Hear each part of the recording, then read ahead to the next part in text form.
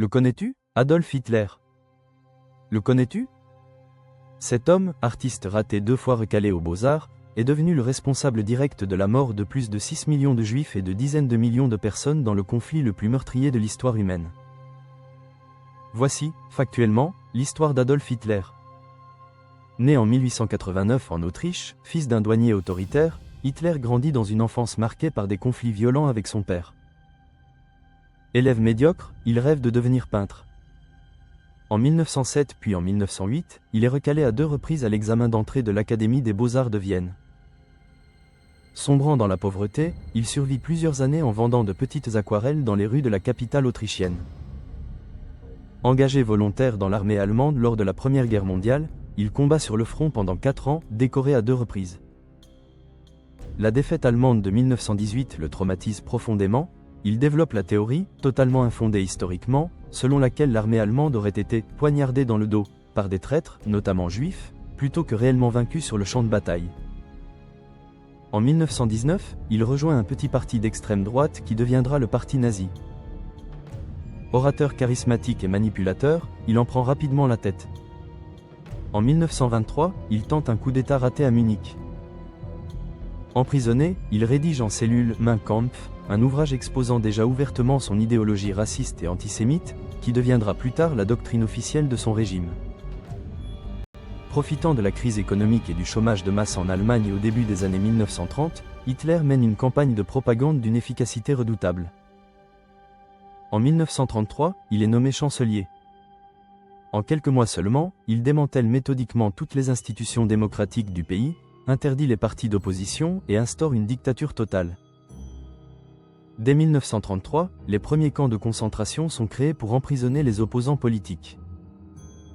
Les lois raciales de Nuremberg, promulguées en 1935, privent progressivement les citoyens juifs allemands de leurs droits fondamentaux. En 1938, la nuit de cristal marque une escalade brutale. Des synagogues et des commerces juifs sont saccagés et incendiés dans toute l'Allemagne, sous supervision directe du régime.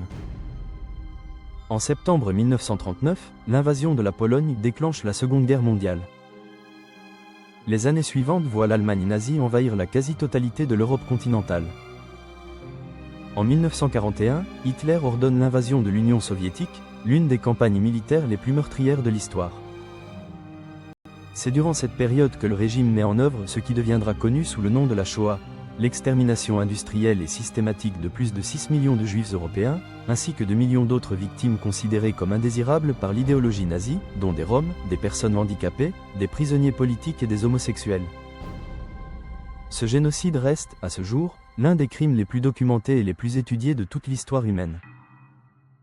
À partir de 1942, la situation militaire allemande se dégrade méthodiquement. La défaite de Stalingrad en 1943 marque un tournant décisif du conflit. En juillet 1944, un groupe d'officiers allemands tente d'assassiner Hitler à l'aide d'une bombe dissimulée dans une mallette.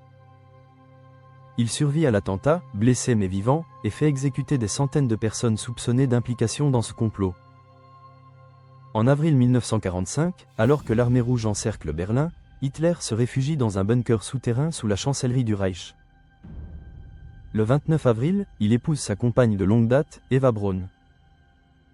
Le lendemain, le 30 avril 1945, les 2 époux se suicident ensemble. Leurs corps sont partiellement brûlés sur ordre de ses proches, pour éviter qu'ils ne tombent entre les mains des troupes soviétiques. La guerre qu'il a déclenchée fera au total plus de 60 millions de morts à travers le monde, un bilan qui en fait le conflit le plus meurtrier de toute l'histoire de l'humanité. Le régime qu'il a bâti reste, encore aujourd'hui, la référence absolue lorsqu'il s'agit de désigner l'horreur totalitaire et génocidaire.